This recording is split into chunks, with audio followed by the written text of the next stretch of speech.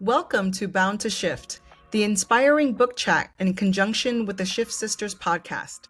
Here, we explore transformative stories and powerful books designed to support you through life's inevitable shifts. Whether you're navigating change, seeking growth, or looking for fresh perspectives, our curated selections are crafted to inspire development and ignite your inner strength. Join us as we dive into heartfelt conversations, meaningful insights, and practical tools to help you embrace change with courage and confidence. Because when you are bound to shift, every chapter becomes an opportunity for renewal and transformation. Let's embark on this empowering journey together.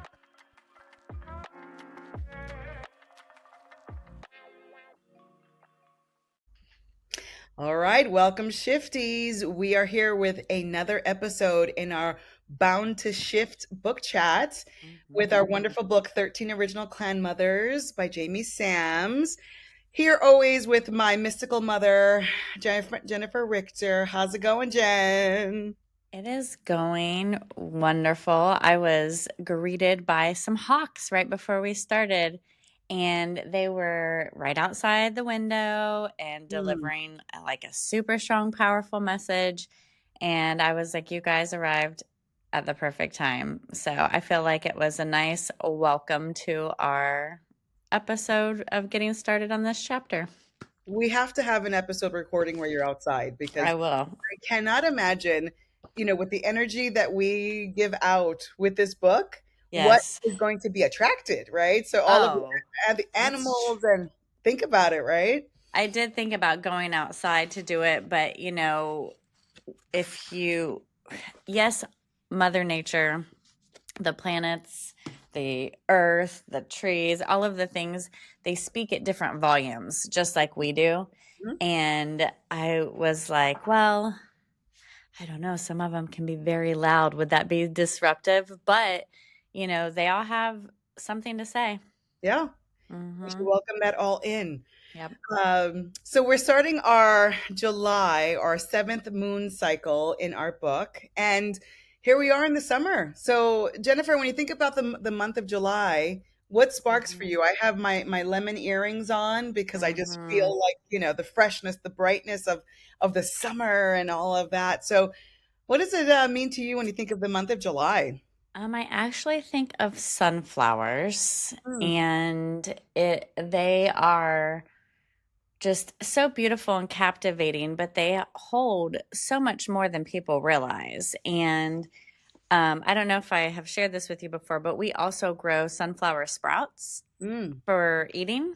So it's a microgreen, and it has incredible health benefits. But a lot of people don't know either. Once your sunflower grows, yes, that's where, the black sunflower seeds come from, is like the middle part of it. But you can actually take the head off of the sunflower and marinate it and grill it and eat it and all of those things. It has a ton of nutrients to it too. But, I just think sunflowers are kind of like those one special blooms of the year that people are just so in love with, and they want to find those sunflower fields to take pictures in. And I'm like, I really need to look into the metaphysical meanings of and the healing properties of sunflowers, because I'm super attractive to them in July. sure. Usually it's super interesting that that's really the only time it comes to mind. But yeah, that's what comes to mind for me. Thank you for bringing the sunflowers to the conversation because that's my grandmother's favorite flower. Really? Every Oh. every time sunflowers are anywhere, and you had said it earlier today, and I was like, "Oh, mama," and then you said it Mm-hmm. again now, and it's just like, "Okay, I see you, grandmother." Mm-hmm. So yes, I also want to look into it for my purposes. And hey, I didn't realize you can eat a sunflower steak. So Mm-hmm. with If we do a Moon Mothers retreat sometime, I will make sure that's on the menu. that would be awesome, Mhm. wonderful. So, talking about spiritual meanings of things and things around this moon mother, yellow is her color. This is why we have Mhm. our lemony yellow outfits on today. And Mhm. honestly, It's a color I don't necessarily wear, but Mm-hmm. I feel a little perked up, even though I feel a little different because this is just not a color I tend to wear. I don't know if you feel the same. I do. It's kind of like a calm warmth, Mm, right? So, like, the sun can be intense, right? But it can also be calm and warming at the same time. right. So, I don't know. I just feel, that calm presence, but like the warmth of the love that you can kind of emit and stuff. So, it's interesting because I do have to say it must be associated with yellow because it's not something I wear a lot of. Mm-hmm. And from another book club activity that you had put together that I joined was the other reason I had to go out and buy something yellow for my character. Mm-hmm. And it really made me think I want to incorporate it a little bit more. So, yeah. Yes, yes, awesome. And the warmth that you talk about, just leads me to think about this clan mother and Mhm. all the loves all things, which Mhm. such a touching story, such a touching story of love. So, Yeah. but as always, I like to get into the meaning of the color yellow or the moon mother's color. Yes. So when we think of the color yellow, it can evoke light and illumination. So it symbolizes enlightenment, clarity, divine wisdom. It's associated with shedding lights on truths and an awakening consciousness. So interesting. Joy and positivity. Yes. So it Mhm. embodies happiness, optimism, energy, encouraging a positive outlook and mental clarity. I feel like I need to wear this color when I'm in that space of like down and drudgy and just needing an extra boost. Yeah, you I'm gonna- need to have that light in the darkness, right? Absolutely. Intellect and creativity. Hmm. Yellow is linked to the mind, intellect, and inspiration. It stimulates mental activity and encourages innovative thinking. Hmm. Okay. And then finally, spiritual awakening. In many traditions, yellow signifies spiritual awakenings and the awakenings of the inner sun. So, light, hope, and spiritual consciousness. In the chakra system, yellow is associated with the solar plexus. So, it's right above the stomach. And this particular chakra represents power, confidence, and self esteem. Hmm. So overall, yellow is a spiritual realm and a vibrant reminder of power, light, and the illumination within ourselves, and how we can also illuminate our own paths. Hmm. I like that breakdown of the color Yeah, it's yellow. so pretty. I'm just thinking of all the things of even like it brought up for me body language, right? When we're not feeling that strength and that power, and we, are closed off and we're crossing our arms and we're almost blocking that solar plexus and Yeah. not letting our light shine. Mm, yeah, that's true. That body Mm-hmm. language, and it's so like it's done without even thinking. You just do it, and then Mm-hmm. you realize, what am I blocking? What am I like Mm-hmm. doing when I do this activity? So. Yep. All right. So, as always, we always like to start off our chat with a reading of the poem. So, Jen, can you take that on? Yes. Loves all things. Mother, show me how to love beyond my human fear. Teach me all the joys of life behind the veil of tears. Let me find the pleasure of a lover's gentle hands. Let me know the wisdom of respect without demands. O keeper of forgiveness, teach me how to see beyond the petty judgments supporting human dignity. I will learn your medicine of mother, lover, friend, teaching others how to love and broken hearts to mend. It's so crazy because when you read it first before you've read the chapter, I don't think it really hits. And I super, super, super, I don't know if you do this or not, but I super encourage you to read that poem again after you've read the chapter. I mean, before and after. Sure. It just means something so different. Absolutely. Absolutely. Mhm. The profound love in this chapter and despair and destruction due to love, the deep love. Um, so much that took place in this chapter. And I often wish that I found this book when I was in my late teens and like early years, because it it really does speak about the possibilities, with a partner and what that looks like and what that should look like. Yes. And then also the loss, like how do Mhm. we deal with loss? And I've been in situations in my past that I lost deeply in love, and I didn't know what to do with all of that energy and grief Mhm. and anger. And if I was a clan mother, I probably would have destroyed as she did. And Mhm. it was reading it just brought up all of these thoughts and memories and things that I've done and things that I've Mhm. experienced. And then also it took me to this other side of the beauty of a love relationship beyond planes. I mean, Mhm. truly, truly spectacular. And we're going to get into all of those, but I do have a few questions to start off the chat. Um, so, love all things teaches us that in every action in life, there is an equal reaction to the Mhm. original deed, right? So, if we're good to our bodies will be good to us. So, are there ways that you show because first you have to love yourself, right? And it Mhm. starts here before it starts with anyone else. Mhm. So, what are some ways that you show your love and kindness to your body now? Is there anything that you do particularly that you say, you know what, I really do care about you, body, and this is what I'm going to do for you today? Well, it's constantly changing and evolving, but I do have to say that I have always appreciated and loved my body no matter what form, right? When I was a very skinny, bony young girl, and, looking back on it now, knowing I was malnutritioned, right? And some people even, as I was a young adult, like, 18, 19, certain people even asked if I was on drugs Wow. because, yes, I was like, I think 112, 115 pounds. And I'm 5'7", so that's skeletal frame. And I don't want to say I was disassociated with my body, but I never looked at my body from the physical form. I always just looked at myself how I felt from the inside out. Hmm. And of course, I went through various stages. And even at one point in my life, I was like 170 pounds, right? Sure. And like, I didn't feel any different about myself when I was 170 pounds than when I was at 112 pounds.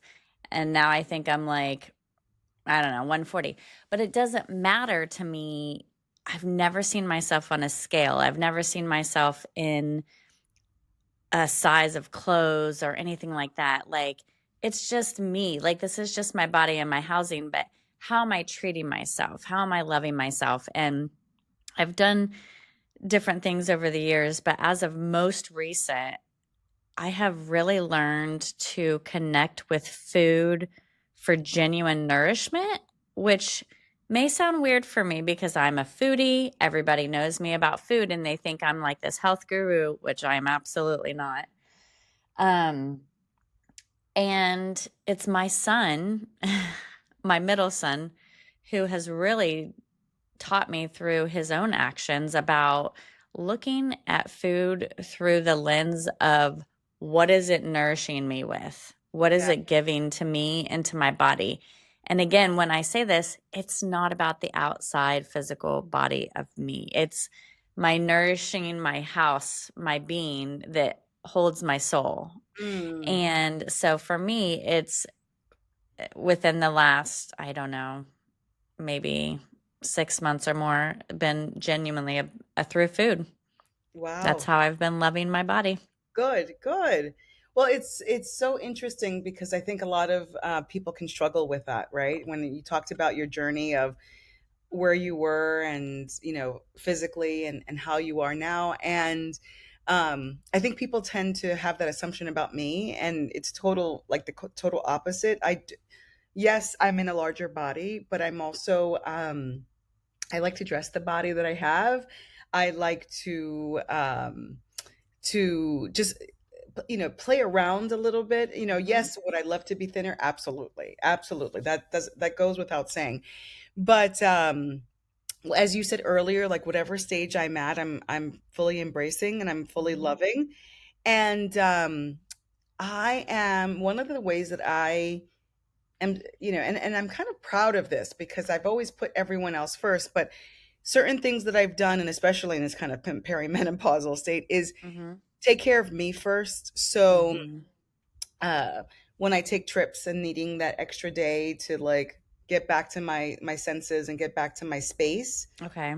that is a self-care act, and I now plan for that. I don't just push through with things anymore, because Mm-hmm. why am I pushing through things anymore if it's not Mm-hmm. feeling good for me? Yeah. And I think a lot of the work that I've been doing with, journaling and slowing down, and Mm-hmm. really just, a lot of the things that we talk about on this podcast and a lot of the things that we've been experiencing is truly for me so that I can give. Yeah. I can't give if I'm depleted. So Yep. doing all of these activations that we've talked about in our podcast and here on the book chat, it just has helped me understand certain patterns, certain noise, chatter, to metabolize grief. Like all of these things have Mm-hmm. really just helped me love myself, because Mm-hmm. it's for no one else but me. So Mm-hmm. I it's always a wonderful thing to stop and reflect on that. Yeah. I think that's, I wanted to take that moment to do that today. So I love that you said, though, metabolizing grief, because people don't understand. They think our digestive system is genuinely just for food, and that is how we also digest emotions, yes. which we'll, talk about, I think, more throughout the book, about how to process emotions. But yeah, you have to metabolize Yeah. emotions. You cannot just sit there and let it sit in stomach acid, like, right? You have to Mhm. give it all the things. So Yeah, and there's self-care is so a big part of that. absolutely. And I think that, you know, once upon a time I would have said things like, to get rid of grief or to like get rid of the anger. And I really am in this wonderful space of saying this is from me, this Mhm. anger and this grief or whatever the negative emotion is. And Yep. it's okay to get angry, and it's okay to have those other feelings. So, Yeah, you have all the emotions. Why not experience them? It's like buying a couch and never sitting on it. yes, Like, you yes, have to use all the things you were given, absolutely. experience them all. Talking about experiences, in the Mhm. beginning of the chapter, Love All Things was laying on the earth and soaking in the sun. And it's a small scene in the chapter, but it stood out to me that I wanted to discuss. And Mhm. she not only was soaking in the sun, but she raised the palms of her hands to fully Mhm. enjoy it. And her full physical being was in this act of Mhm. just receiving from Father Son. So I stopped and I asked myself, is there anything that I do in my life that I do like this fully, Mhm. Mhm. where I am, people think multitasking is such a productive, it's praised, Yes, right? not. And I'm saying to myself, it's just contributing to like, me not being fully present, because I Mhm. have five different things happening at once. My hands are going, my brain is going, my feet are going, like all Mhm. the things are going. So, um, is there anything in your life that you do, or if not, is there something that you would say, you know what, today I'd love to really be fully present with X? What is that for Mhm. So, going back to the genuinely soaking up the sun, I have seen that exact act out of my husband for my entire life, you? or our life together, 20 years. And I always thought it was the weirdest thing, because I didn't have people in my life that slowed down and absorbed things and were present.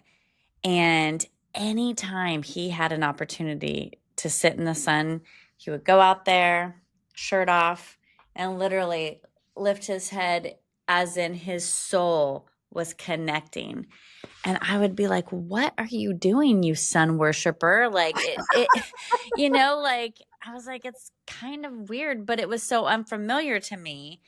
And I could tell his whole presence was connecting with that source in a way that I just couldn't understand. It was beyond me at that time.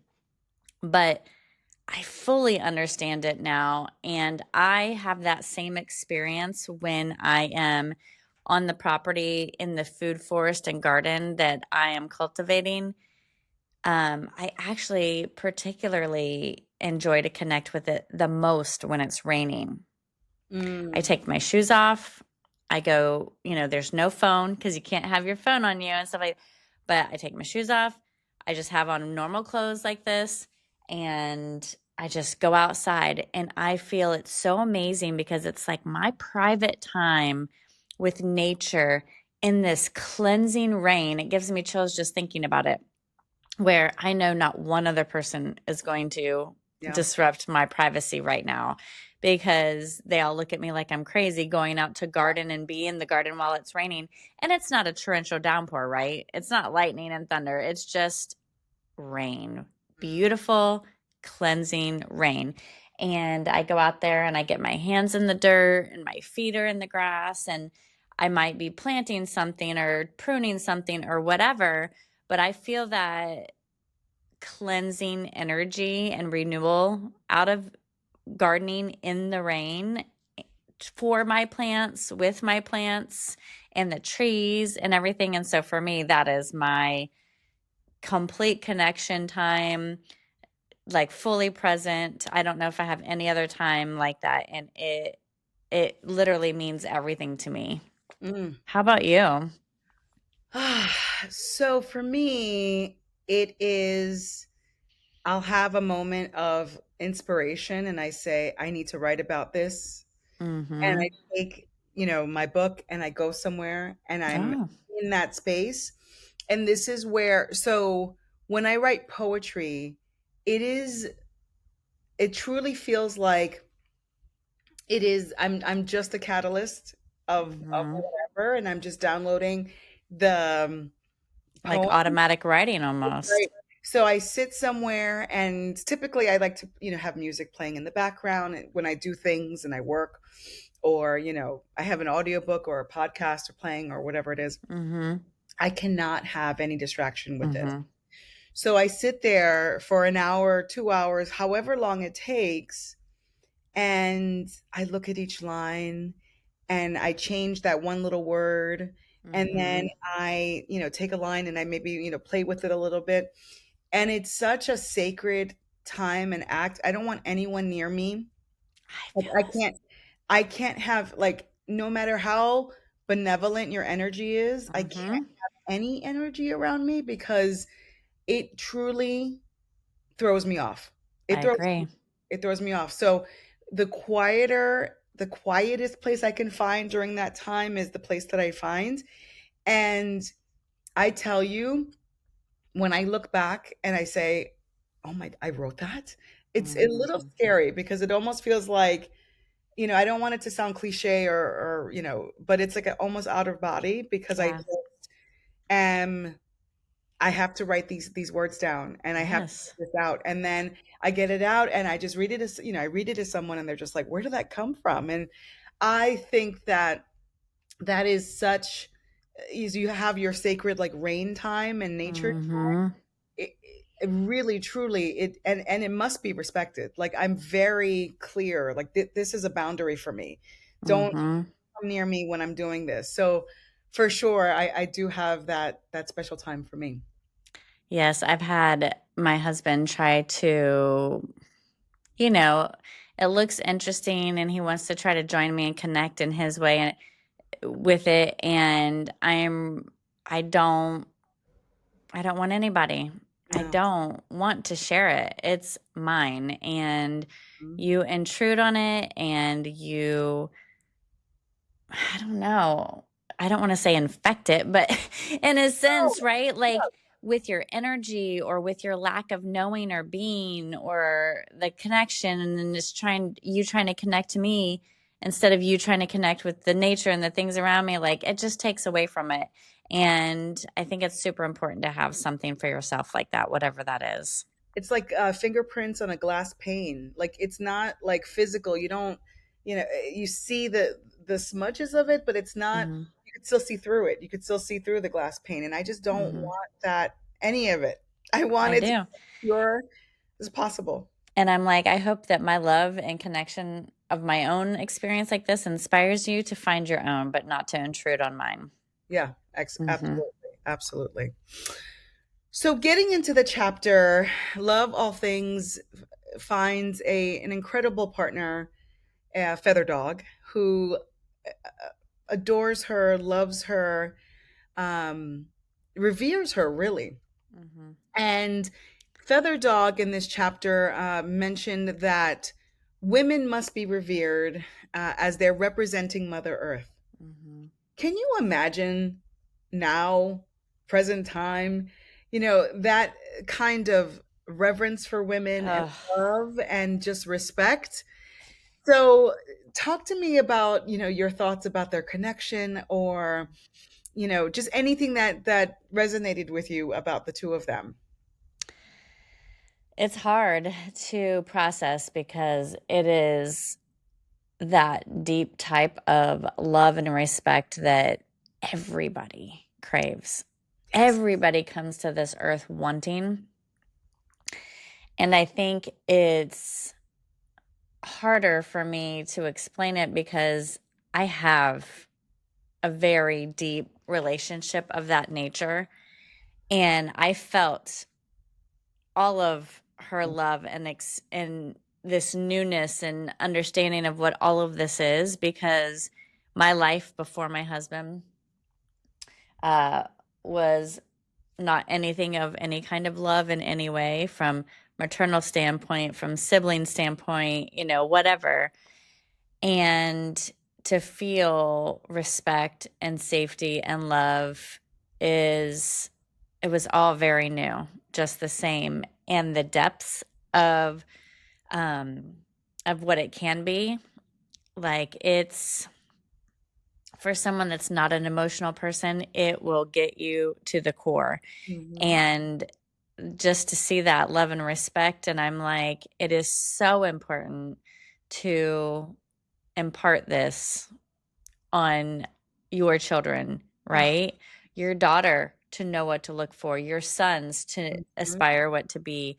And I always think about how my husband even cares for me and respects me publicly in front of our children, but also our children, and how I know Charlotte's standards are going to be so high because she knows what quality is and what to look for, that trusting space and that respect being given to her before she opens herself up to intimacy when she's becomes a woman, and so I'm confident that she is gathering those lessons, but I'm thinking my heart's sad for all the people that don't have that in their life or those lessons. Oh yeah, it's. I feel so similar in the sense of before my husband as well. I've just felt so many things and loss and Mhm. pain, and I thought that's what life was. I Mhm. thought that what relationships was, Yeah. and I've shared this with you, Jennifer, that Michael doesn't realize the parts of me that he has healed with his love, because the love that he's given to me truly in an unconditional way, and even when I'm at my best or at my worst, it's just so incredibly powerful, the the healing that I have done through this. And it wasn't ever meant for him to take on. Like I never, sometimes, I remember at some point I remember thinking I need someone to help me be happy and to all do all these things. And then I said, oh, screw it, I'm gonna do it myself. And Mhm. then I meet this man and he's like, I'm gonna provide to you such a safe landing space, Yes. in that safe home, that all of those things that you are dealing with are going to be handled within this really safe space. And I'm going to care about it. And I'm going to coddle it and nurture it.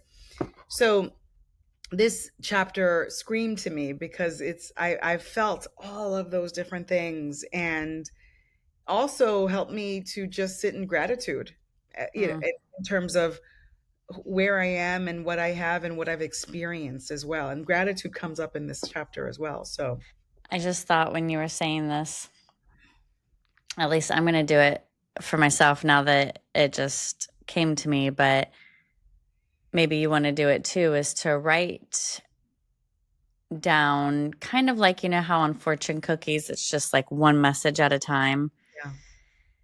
to write down one message at a time of that one part that that person has healed in you, Mm, and put it in some type of maybe special ornament that can be opened. And then for Christmas, they can go through the tree oh my God. and open these fortune cookie style type ornaments that can be opened. And then they can receive the message of the gratefulness and the gratitude that you have for the parts of you that they healed, explaining that. So Ooh, that made me so emotional. My I goodness. know I'm like, that really is a beautiful thing. it's a gift that isn't like Amazon. No, no, Uh, no, I don't need that kind of I love that. I think that's such a beautiful, beautiful idea. And just even, it's going to be beautiful work for me, because it's mhm. having me step back and say, these are all the things that I'm grateful for, and these are all the things that you have helped me in my healing process. And think about the vulnerability it takes to even say it out loud, or at Oh, least it is for me. yeah, I can have a lot of gratefulness and admiration in my heart, but for me to even find the confidence to actually say it as well, that's a huge hurdle for me. And um, silent gratefulness is something that I am trying to expose to become vocal gratefulness, because that vulnerability is intimidating. absolutely.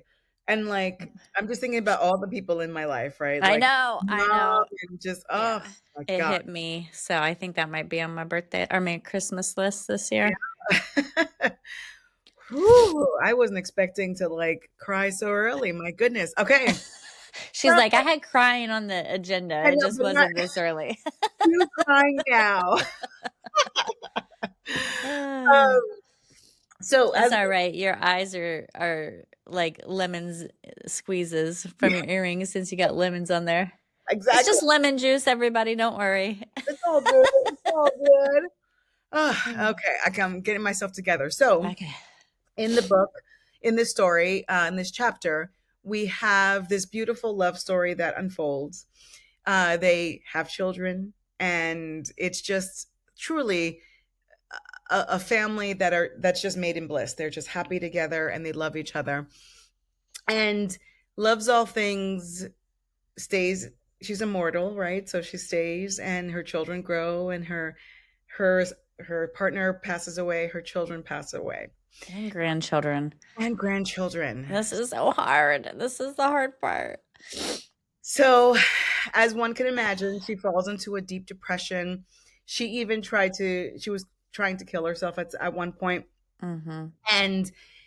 and she was so distracted with grief. She was so overwhelmed with grief that she couldn't see the gifts that Mother Earth was trying to give her. She was Mm-hmm. just so overwhelmed. Um, her sorrows were so intense that they converted into thunderstorms. Mm-hmm. So in the storms that she created, there were bodies that were thrown around because they Mm-hmm. were just, in this horrible, volatile storm. So when you think about this, how does emotional pain, as she experienced, affect the physical world around us? Or have you been in a situation that was so painful that everything around you changed? And you just, it just, it's like burning the house down, right? Mm-hmm. doing that. So let's talk about that. Yeah, and I can see, there's those common sayings of, how people treat you is really how they feel about themselves. Yeah. And, I can see when people are like unhappy with themselves too, they try to change all of their surroundings, right? Like, I need Yeah. to change this in my house because I hate it. And they're looking for these certain emotions to be evoked, and they're trying to do it through external things, and it's not just landing right, and until that soul begins to scream because we're not listening to it when it whispers, that says, stop trying to find what you're looking for, to correct you and heal you from the inside, from all the things on the outside, and go within. And I had a really hard time with this because, gratefulness is like it makes everything you have enough. And I had a hard time at this point of the book because I too would not have wanted to stay around. God. And I too would be very regretful to be immortal. And I was reading this chapter and also trying to find the joy and love and all of these things around her. And I don't know that I was able to emotionally overcome that part, even in this chapter. I What have to, about you? I don't know. I struggled yeah, a lot. I have to agree. I am so in awe of what she was able to do and come out on the other side. Hmm. But then I also think about the strength that I had to show in my life. And sometimes I thought to myself, I don't know if I'm going to get out of this. And I had a situation where I felt that way, where I said, I don't know if I'm ever going to recover from this. Mm. And I did. And I would have to say in my life now I'm thriving. But back then I was so distraught. And I think, I am, I've said to you that I've always had this net, this safety net in my Hmm. life. I've always felt like there are people behind the scenes. There's a big curtain, and there's my grandmother and my sister and my father and all the people on my team Hmm. on the other side, truly orchestrating and helping me through this. Because as I said, there are times where I just say to myself, or in the past, that I just can't lift my head up one more day. Hmm. So when I read this and the pain that she felt, I was there with her. Mm. And but I also think about, fast forward 10 years, 15 years later, this is where I am.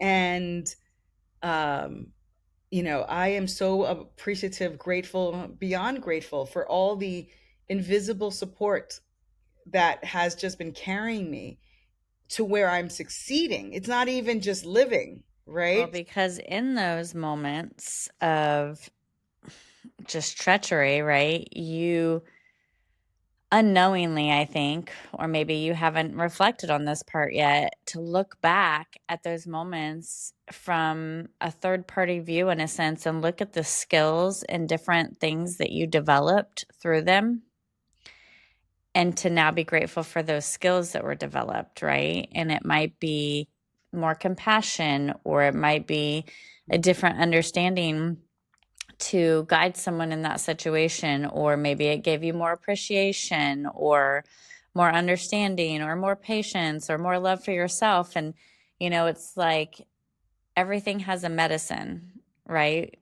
The owls have a medicine, the bat has a medicine, the trees have a medicine. And what did those moments, what medicine did it give you? Mm, absolutely.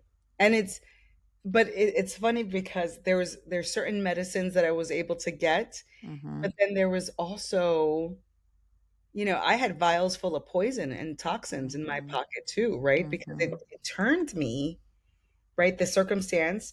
And um, was able to have this strength and this ability to move forward. Mm-hmm. And then I was also incredibly pained, didn't know how to process it, didn't metabolize it. It was just stuck. And Mm-hmm. I put them in these little vials. And even like when I met Michael, I was trying to give him some of it, and Michael's like, I Yeah. see the vial. I see it.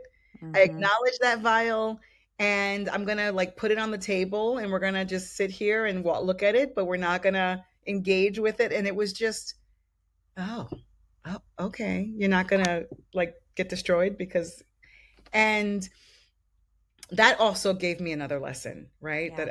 That I stored all those. I had so many little ones in my pocket, and I'm like, why am I storing this? I don't Yeah. need this anymore. So, gosh, so much reflection on this chapter and this situation, and I just, yeah. And think about it this way, like zinc, for example, right, is a natural medicine, immune booster, things like that.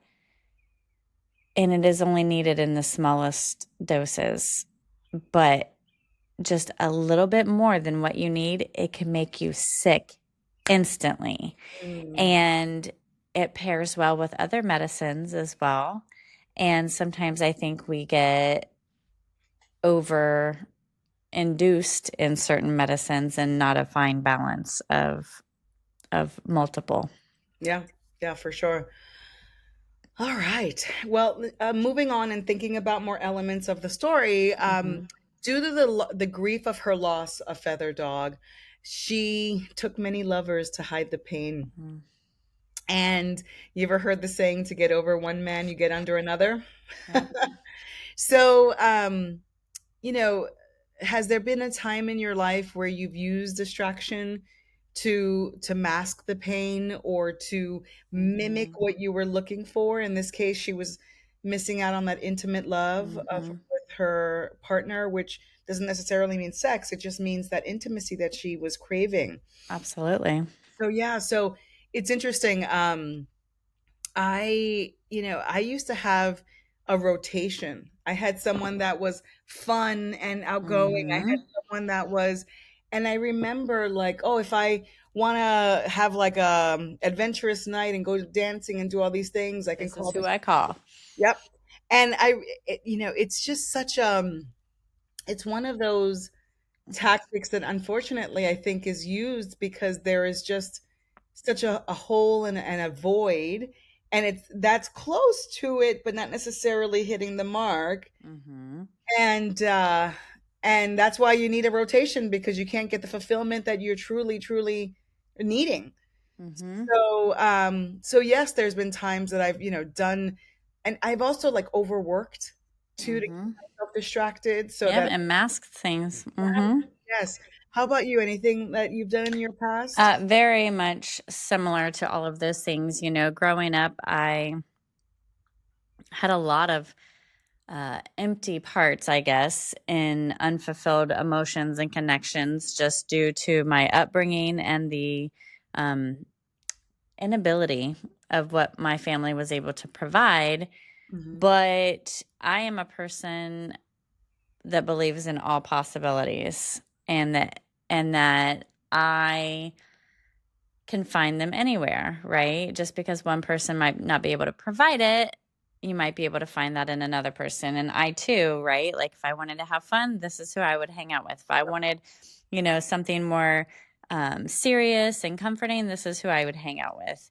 And also crazy overworking, or when I wanted to numb everything out, I would choose things that didn't serve me and weren't healthy for me, to numb out the world because I had no guidance. And I think that's so important to say, though, because we don't know what we don't know.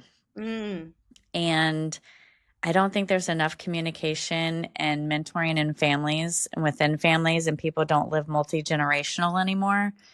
And I think that, yes, everybody has to have the freedom to explore their generation and their ways, but the wisdom that needs to be passed down on how to handle the path that you're going to go through in your generation and in your ways is timeless. yeah. And I feel that it is so important for people to have those conversations, real Yes. conversations, Yes. deep conversations about what you're experiencing and options on how to process them, but not demands or ultimatums. It's, have you ever thought about this? Or this is some options, and find what fits for you, instead of being like this family expectation of how you should handle things with all this pressure.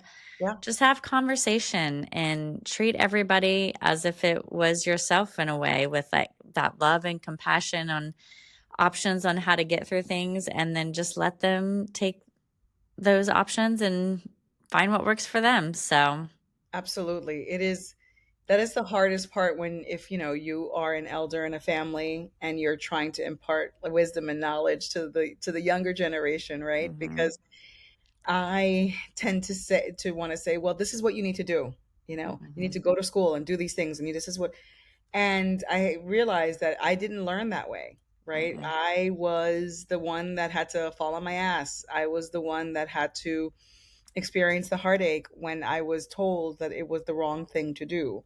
Um, and I think I would have much appreciated just someone being there when, and not to pick up the pieces, Yeah. but to just, just rub my back as I'm picking up my pieces, right? Well, Just, that's the thing. I'll often, there's so many different situations where I'll say to my youngest, "Are you sure that that's how you want to handle that?" To make sure she knows she has other handling options. And then she'll be like, "Well, yeah, why?" And I'm like, "Well, my thought is, you know, blah, mhm, blah, blah, blah, blah. Or my experience is da, da, da, da, da." Like, so you might want to think about that, and then just let her make her own decision. But I often tell her, your decisions are also your rewards and your consequences. So you have to think about, they're mhm. not mine. You can't blame it on anybody else afterwards. And often, when she has made a decision that resulted in a consequence and not a reward, she'll say, "But why didn't you just tell me what to do? You're my mom. You're just supposed to tell me what to do." And I said, "No, honey, Yeah. you have to learn how to navigate experiences, and you have to understand your choices are yours, no one else's." Mhm. And she's like, "Arr." But I know she will appreciate later that I do not dictate firmly what she needs to do in all situations, Yeah, obviously. sure. So, yeah. Yeah, it's telling you, it's just, I love just when I read these chapters and clan mothers, and it just gives me so much reflection on things that, and it gives me different perspective on things that I thought is back here, but then Mhm. they're still with me, right? Yeah. It's wonderful to have this time. Yeah. So she has a lot of companions, nature companions around her way, all around her, and Eel played a big part Mhm. in the story. So Eel bit her leg and shocked her to help her in her journey, and to reflect on her pain, her hurt, her sadness. Now, after a while, she started to acknowledge and to accept the lessons that she was learning from the eel, right? And to remind her that there is life beyond this situation. So, how do we take the pain in our life and kind of and process? I think it's important. We feel the pain, all of us experience grief, but what do we do? And for some people, like I have certain practices and certain rituals and things, but for some people, they're listening to us right now and they're just like, I don't know what to do. I'm just sitting here with this in my gut. Mhm. So, is there anything that you would share in your experience, in your background when processing heavy, strong emotions that have helped you that you can share with others? Well, I definitely have the range of emotions on all situations. And I personally like to explore all of them in the order that they come to me. So therefore, like, if it's something I also have to like have a conversation with someone about, or follow up and address and make a decision on, or whatever, to figure out how to proceed, I need time with my emotions. I do not want to be pushed to Yep. figure it out. Yep. And typically, anger is my first emotion for a lot of things. And I know where that is rooted in. And it's not something that I am trying to adjust or deny Mhm. right now. If that is the first emotion that comes up, then I want to get it out all on the table. And I want to look at everything that comes out through anger. And then once I feel like it's done, getting it all out on the table, then I take a breath. And then whatever emotion comes up next, I analyze that and I go through each, oh, excuse me. And then I go through each emotion. But I do that through motion because I am a physical person.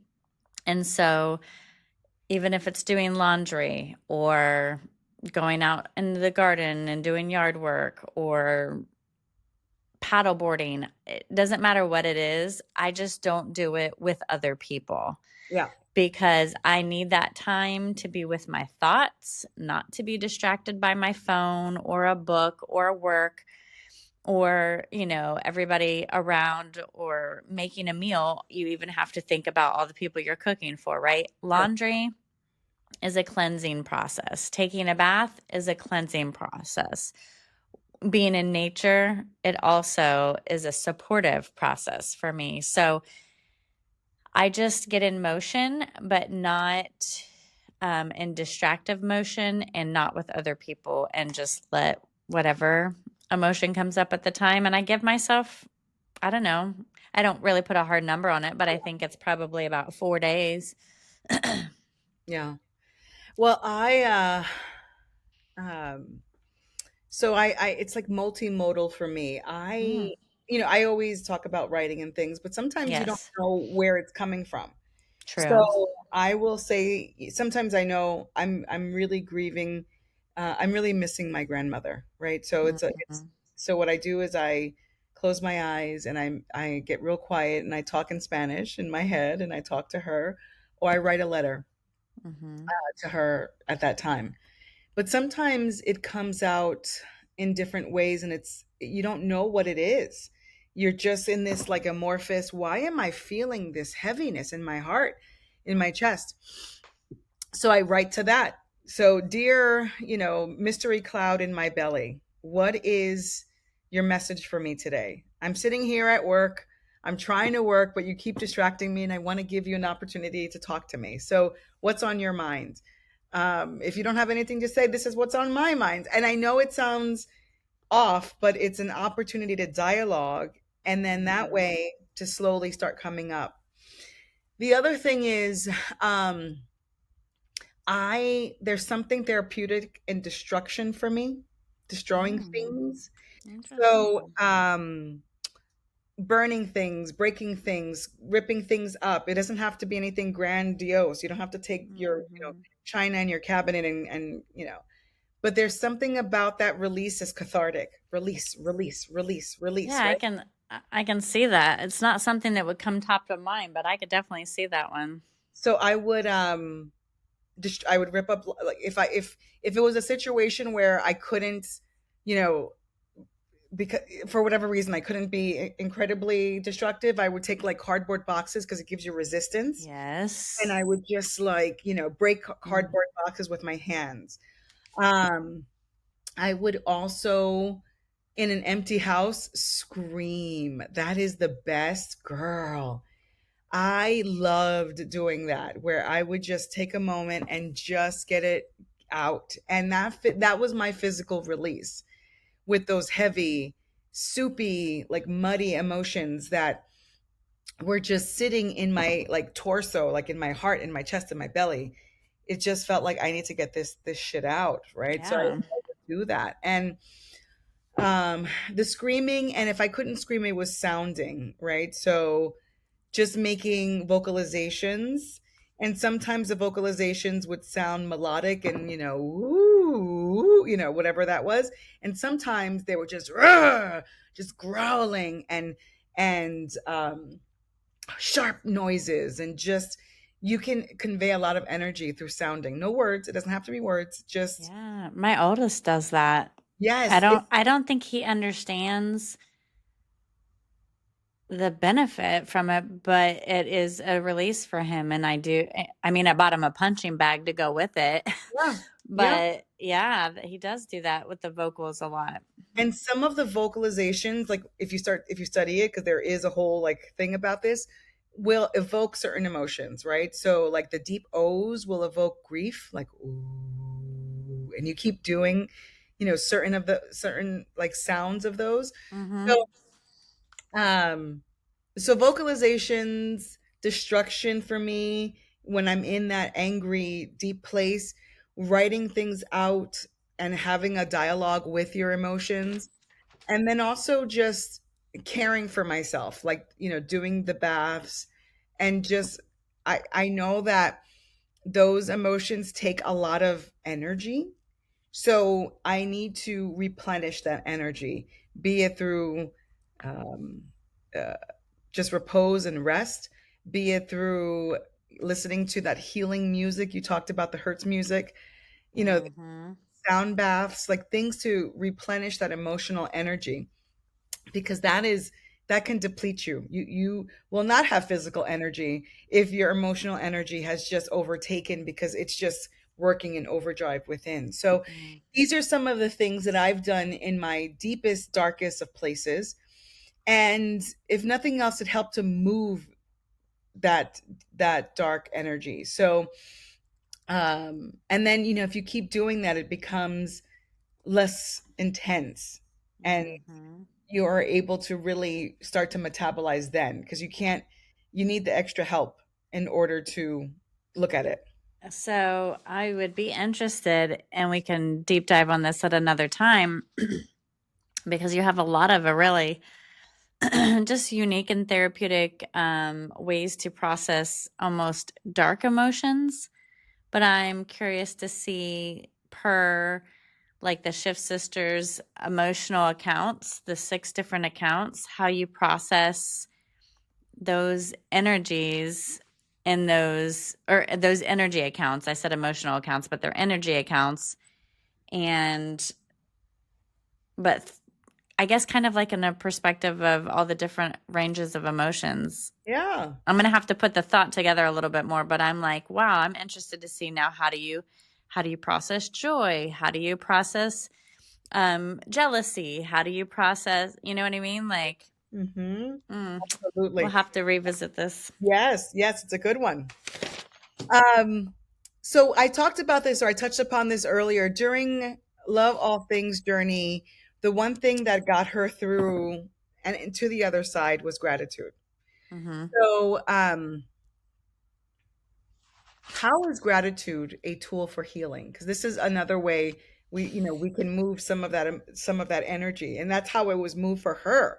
That positive energy of gratitude. I can speak to this as of yesterday, right? Because gratitude makes everything you have enough. And I'm a foodie, and don't, I'm pretty thrifty as well. And I make a lot of things at home, and I don't like to go out to dinner and have a disappointing meal, because when I can make it better at home, or when it's super expensive as well too, like all of that just doesn't sit well with me. So I don't go out to eat a lot. And if I do, it's going to be like a really specific place so that I know that I can get my value. And yesterday, it was just me and Charlotte. And one of the things that I've been working through personally, right, is trying to be more connective with her, that makes me feel good Mhm. about our interactions, living basically more true to the relationship that I want. And so I let her pick wherever she wanted to go and eat. And of course, she's picks a not so simple and expensive restaurant, which is fine because, she's part of this family. We all have bigger tastes. So she picks a restaurant that is not so inexpensive and supposed to be higher quality. So we go there on a Tuesday afternoon for lunch. and we're literally the only ones in the restaurant. Wow. Like, it's back to school week. We don't do the public school system, so we can go out and do these things. No one is in there. And it's supposed to be this, higher class Italian restaurant. And I go and we order the things, and I'm just kind of disappointed at the menu. And then I'm thinking, I don't even see the love and creativity in the menu and the pairings. And I don't even feel the flavors and the inspiration through the menu, but I'm like, whatever, she's starving. I finally compile something together on the menu to get after working with the chef and Uh-oh. it sounds ridiculous when I say it out loud, but I'm like, listen, I want to try this calamari with the pepperoncinis, but it really needs to be served with like an arugula salad with like fresh olive oil and lemon and, pair it together. Because they didn't have anything fresh on the menu, and there was a lot, I don't know, it just wasn't very inspiring. And I'm like, come on, people. So, anyways, they supposedly are going to cobble together what's already on their menu, but to make it what I'm looking for. Everything was just flat and lackluster, and one disappointment after another. And Charlotte got her lunch, and it was an adult lunch portion type thing. She doesn't order from the kids' menu. It was smaller than any kids' portion of food I've ever seen in my life. Oh, That no. she actually ordered a second lunch because it was next to nothing, and not cheap, but like next to nothing. So I'm like, you know what? Because I'm sitting here thinking, my lunch alone for a little bit of calamari and a small arugula salad, which was arugula and Parmesan only, $30 just for that. Unbelievable. Not, and like her crappy lunch, $15 for the first lunch. So even though, she said it was pretty good, but she's also 12. Um, so I was like, you know what? I could be so frustrated and disappointed by this entire experience. But I'm also like, you know what? I don't like overstimulation. I don't like loud places. We have this entire place to ourselves. I am not rushed to be anywhere. And yes, the food is shit, but I have my daughter and I have her full attention, and we're talking and we're engaging, and we do have the money to pay for this. And I am so grateful that having an expensive, crappy lunch isn't breaking the bank, but it is paying for us to have this dedicated time together that is just us. I Yeah. mean, it's just us. We don't have servers, interrupting us. We don't have all these distracting people, and I don't have to cook, and someone's cooking for me, even though it's not great. But I have just her, and it made the whole thing worth every bit of it. Absolutely. That's a great story because the challenge is finding the gratitude in the, things that you're not happy with, right? Like Mhm. that's the Mhm. challenge, and then it just changes your day and your perspective because you could sit there with that narrative of like I just spent $60 on lunch and it was crap, Yep. or all of that. And here you were able to really hone in on what was important, which was your family time with Charlotte. Mhm. So I love that example, and I think that's the challenge I give to all of our listeners now is to find the gratitude in the things that are not the best or the happiest, or those challenging times in your life. And maybe you think back in those times and say, okay, now that I'm out of it, where can I find the gratitude? Or if Yeah. you're in it, where is that gratitude as well? Mhm. Beautiful. So the end of the chapter, she has opened her heart back up, and with that she's able to see. And one of the lasting images is that she sees her children and Feather Dog in a rainbow. Oh my goodness, it's getting me so emotional. It is a very intense chapter. It is. It really is. It really is. And it's just so beautiful at the end Mhm. because it gives me hope and Yeah. optimism. And, all the, she did a lot of shadow work. She Yeah. did all of the shadow work to get to this place where the clouds are gone and she could see the rainbow and she could see her family again, Yeah. which is just so incredible. And I say to myself, what shadows are keeping me from seeing? Well, Do I was going to say for you, like, what did that look like when you came out of the cave of losing your sister? Yeah, What did that rainbow look like? the rainbow was not immediately found, of course. Like I Mm-hmm. just was in this haze of intense grief, and I also um, I knew that my sister is a badass. Like she's very like, I'm gonna do what I'm gonna do. So even in the afterlife, I'm gonna make sure I'm here. I'm gonna make sure, she was just very intense in Mm-hmm. I thought the best possible way, because I love that about her because we were different in that sense. Mm-hmm. And then after I kind of moved from the stuck in the actual emotion, and I started to actually lift and rise a bit, her song started playing on the radio more often. I met with a psychic medium, and she was the first person to come up and say, listen, hey, come on, get it together, you got to do this, and then I started saying, oh shit, what am I dealing with? Of course you're here. Of course you're still guiding me. Of course you're still helping me, right? And the rainbow was seen, soon thereafter, because I forget the strength of her spirit and how Was the rainbow scene that she was there?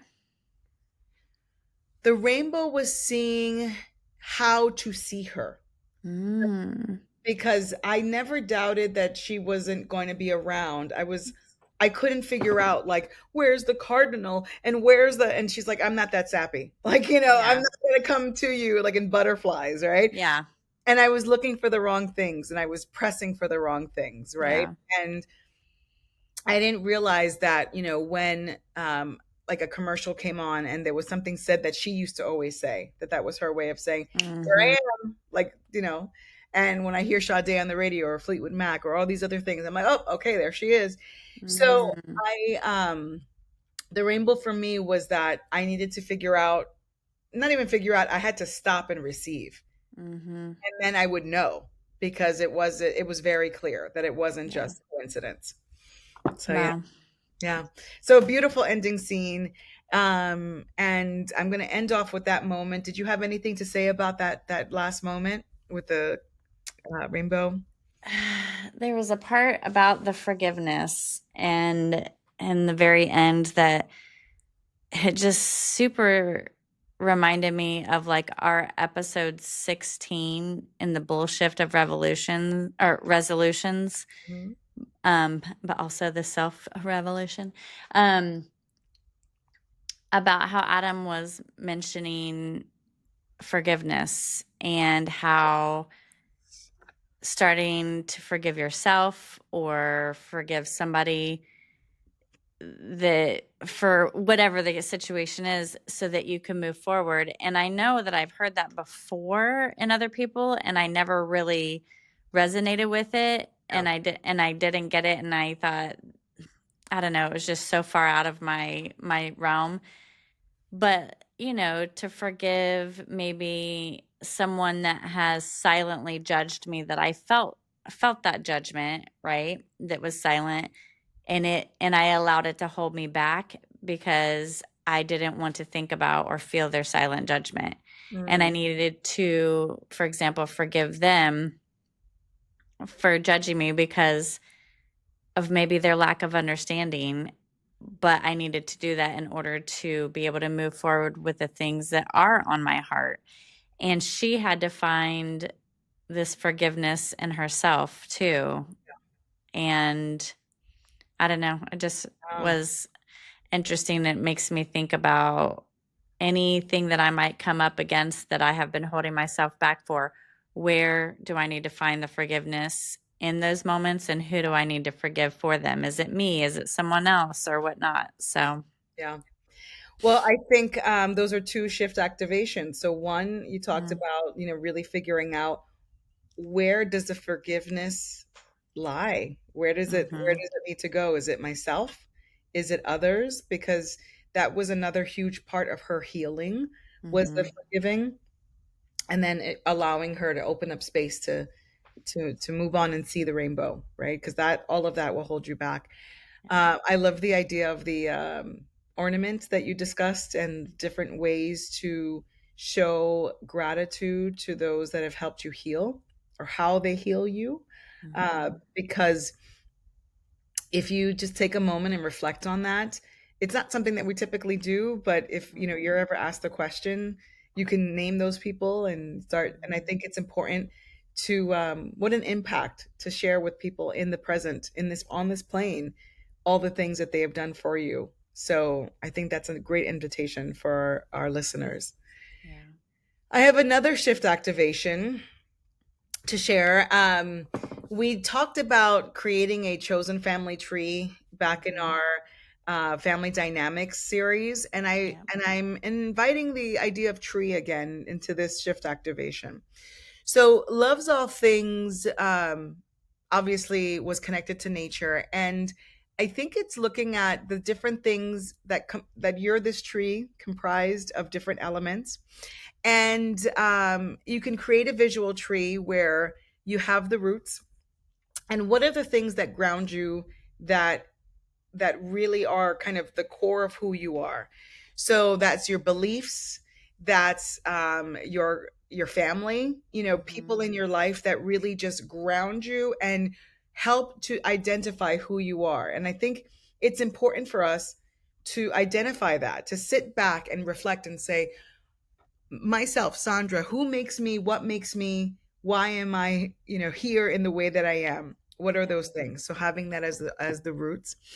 And then you're going to draw the tree and illustrate, and you're going to think about um, things that represent, I guess, your happiness, right? So it could be individual passions or hobbies. It could be, acts of kindness. It could be personal goals. It could be natural elements. What are the things that kind of help feed the roots? And once again, some of it will be known and some of it will be kind of you playing around with it a little bit.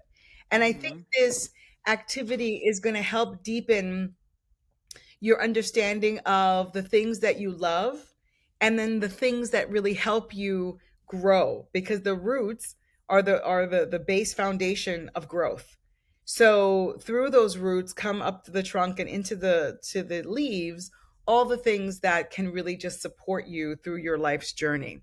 So fill it with, quotes or symbols or pictures. Just fill it with things that are really going to fulfill you as your love tree, as opposed to your family tree. And I think it's important to continue to develop that. And maybe you add different leaves as in different stages of your life and just reflect on that. Make sure you put a date on it so you come back to it and say, wow, a year ago, these were the things that filled me, but now I have these other things that fill me as well. Mm-hmm. So just keep it in a space where you can, come back to it and really, explore it and add to it when needed. Yeah, it makes me think about there was another chapter in this book that we read in the past where when one of the branches of the tree fall off and it develops this eye on the outside of the tree that you can see from a different perspective. Yeah. And it makes me think about the different branches of my tree and how some of them can be knocked off in a storm and it doesn't affect the tree's balance at all. And some of them can split the tree right in half. Like I don't know, there I really want to put a lot of thought to this because it just makes me think about who are my branches of my tree and what would that look like if they weren't there or, what their place is, all that kind of thing. So, Absolutely. And like, uh, um, I read the story, The Soul's Code by James Hillman, and mm, it's a book about how he uses an analogy of the oak tree. and how an acorn has all the potential of a mighty oak.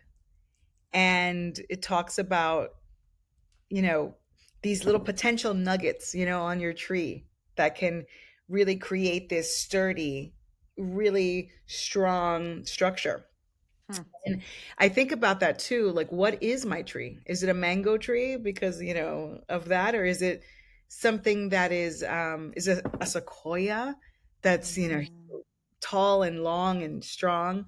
So Yeah. I think it's thinking about that too. Like, um, I was also in thinking about my tree and thinking about what would it look like? How steady is it? How many roots do I have? Do I need more roots? So lots to think about. Lots to think about. Wow, yeah. Oh, thank you for going on this journey, this emotional journey of love all things. She just really has taught me so much about forgiving, gratitude, the processing of emotions, and truly the importance of that partnered love, and Yeah. intimacy. So, um, listeners, if any of this resonated with you, send this to a friend. This is such a great chapter for anyone, for someone who's budding into the life of dating, for a young Yeah. person, for someone who has lived their life and also have gone through loss. So share this chapter because I think it's such a great chapter that really encompasses so many things. So thank you all for being a part of this sacred conversation.